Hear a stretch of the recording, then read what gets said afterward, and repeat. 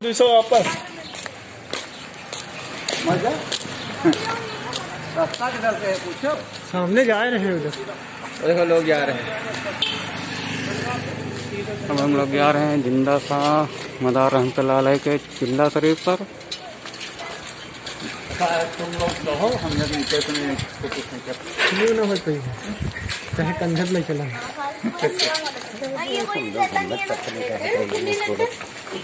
पाले देखिए ना पाले आपको जियारत कराएंगे। हम लोग रास्ते में हैं।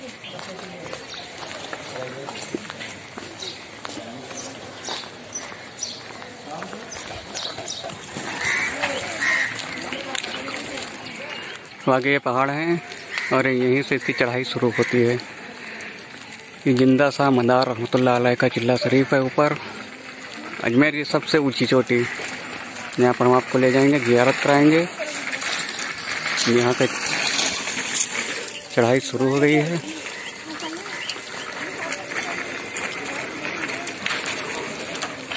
ऊपर कुछ बंदे जा रहे हैं।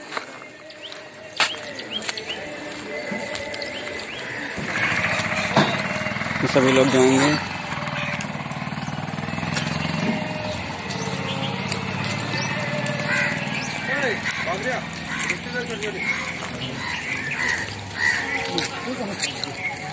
ये सभी लोग जा रहे हैं जियारत करने के लिए।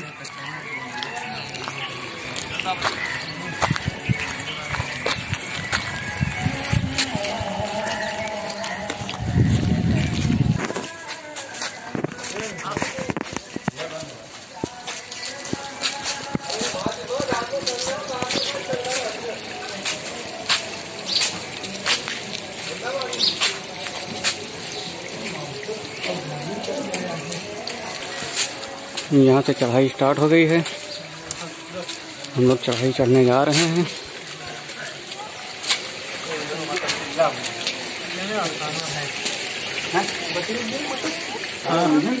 उन्हें तो आए मकान तो वाले ये हजरत सैयद बदियुद्दीन कुतुब मदार शाह रहमतुल्लाह का चिल्ला शरीफ।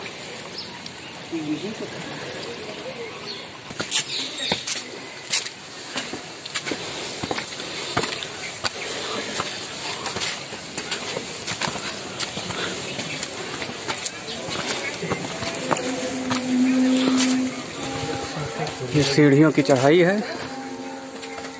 सीढ़ियों के द्वारा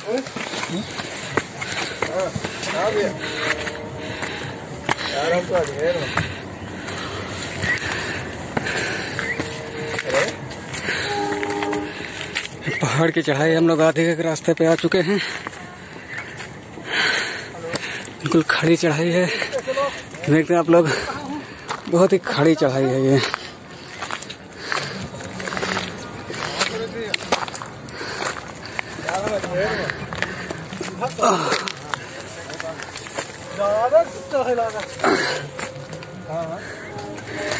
अरे संपर हो ना हो जाओ तो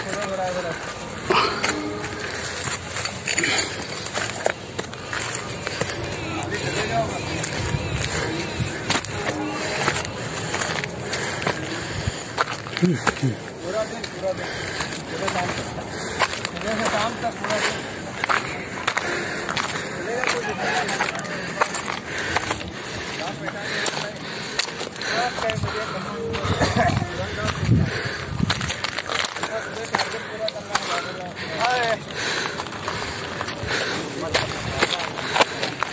फाइनली हम लोग पहुंचने वाले हैं चिल्ला शरीफ पे। चिल्ला शरीफ के बिल्कुल करीब पहुंच चुके हैं। बहुत ऊंची चढ़ाई है। बहुत थकावट महसूस हो रही है। यहाँ के नीचे का नज़ारा है।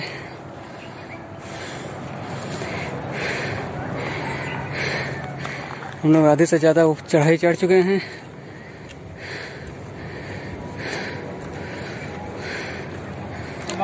बस कुछ ही देर बाद आपको जियारत कराएंगे चिल्ला शरीफ की।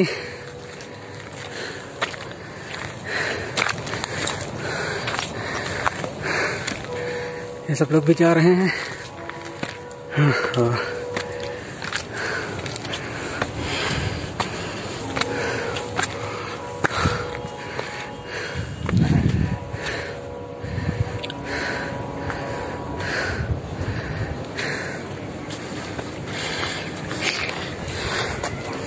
रास्ते भर रो रो के पूछा मुझसे पाँव के छाले में, बस्ती कितनी दूर बसाई दिल में बसने वाली है बेशक। फिर से कहो एक बार।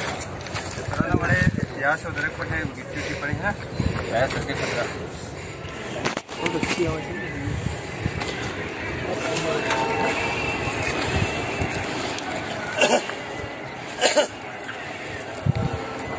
अरे 300 ग्राम की होगा पानी तो मास्क भैया मास्क कोई ना लगायो, सांस फूले लगे ना, साथ फौरन उमस रही।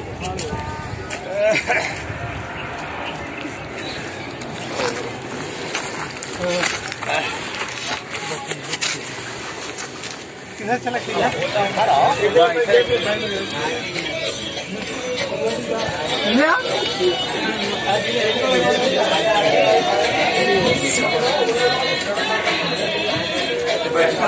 शरीफ है, आप लोग ज़ियारत करिए शिला शरीफ की।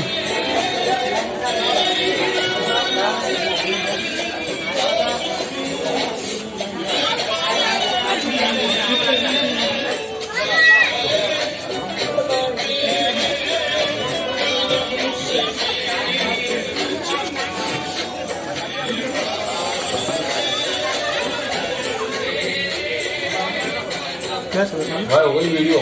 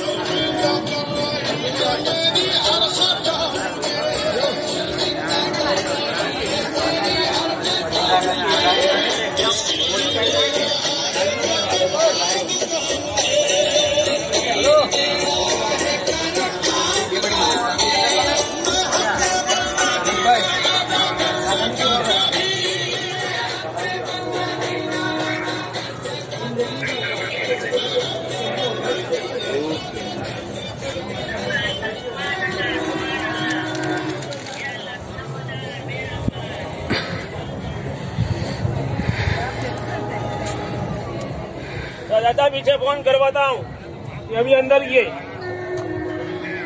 हाँ ठीक है, चलो खुदा हाफिज़। इसके सामने पहाड़ी पे दिख रहा तारागढ़ है, टावर दिख रहा है आपको,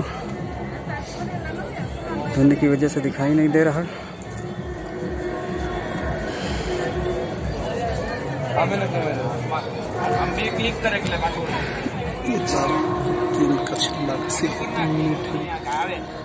वो ये जानमन जन्नत है जो आपके साथ हाँ, जो आपके साथ चले थे ना वो है जानमन जन्नत। आपको मतलब जन्नत से दोबारा बुलाया आपने, इसलिए जानमन जन्नती नाम है इनका। अल्लाह क्या बात है, क्या बात है। मतलब ये बात गोश पाक की जो बहन थी, क्या नाम था, नसीबा ऐसा कुछ नाम था उनका, वो याद नहीं मेरे को। तो वो उनका औलाद नहीं थी, तो गोश पाक ने बोला गोश पाक को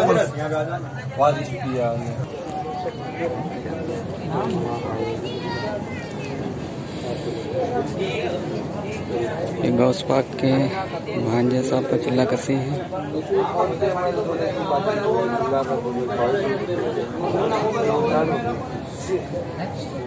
के भांजे जी जन्नत से बुलवाए गए। सुनो मेरी बात। तो उन्होंने आपको औलाद नहीं थी, आपकी जो बहन थी गोश पाक की, उनको औलाद नहीं थी। तो आप गोश पाक को बोलते थे आप सबको अता करते हो, मेरे को क्यों नहीं अता करते, मेरे को भी औलाद चाहिए। तो आपने बोला कि मैं नहीं दे सकता हूँ आपको, बोला आपको मैं नहीं दे सकता हूँ औलाद। मदार पाक आएंगे, उनसे आप दुआ करना तो आपको औलाद अदा करेंगे।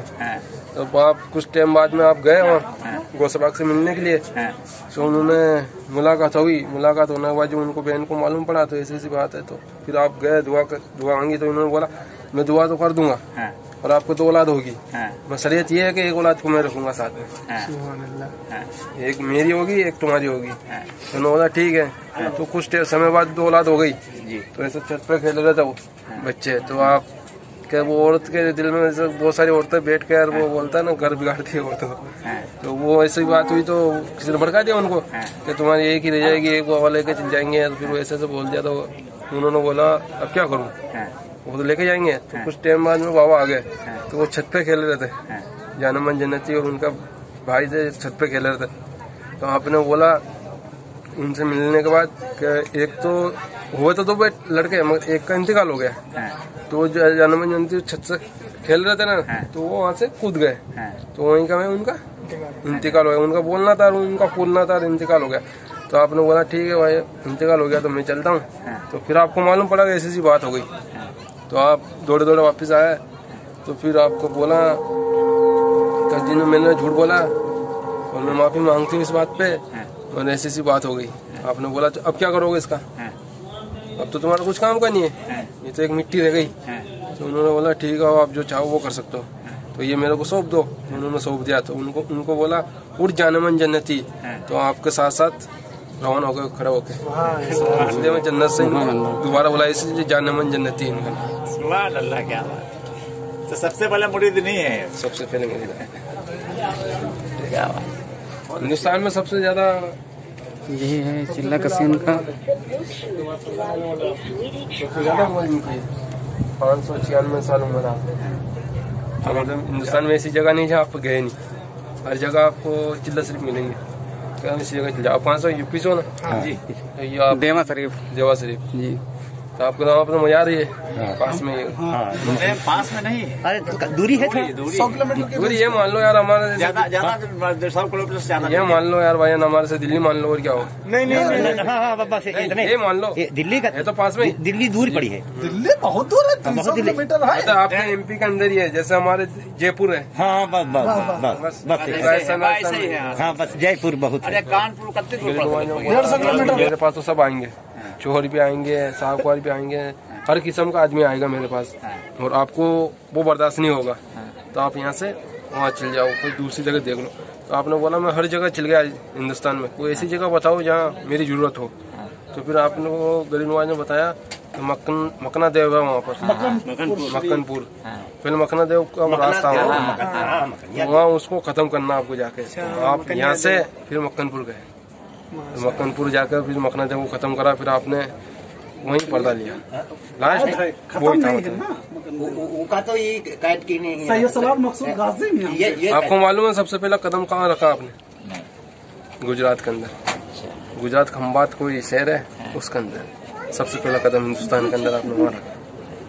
जहाज के अंदर आए थे समुद्र के रास्ते से, फिर आपने वहीं सबसे पहले वहीं उतरे। इनकी तो शान ही अलग है, इनका तो बयान करते रहो। सही बात। अरे बयान इनका जब हो लगते तो सुनो करो बस, बयान हुआ खाली यही होते हैं। ये है कि इनका सबका किससे जो भी इंसान सुनाता है सब अलग अलग तरीके से सुनाते हैं। ये जी का मकना देव को बता रहे हो, ये कहाँ पर कैद है? मकनिया देव। हाँ मक्कनपुर में है। मकनपुर में कैद हाँ है। मक्कनपुर में है। मक्कनपुर में उनका राज था देव का। हाँ वही है, वहीं पर है। और जो ये जब अजमेर से यहाँ से जब छोड़ा जाता है तो वहाँ तक के जाता है, बहराइच तक बहराइच तक के उसका सैयद सलाम मकसूद गाजी जिस दिन उनका यहाँ से भेजेगी।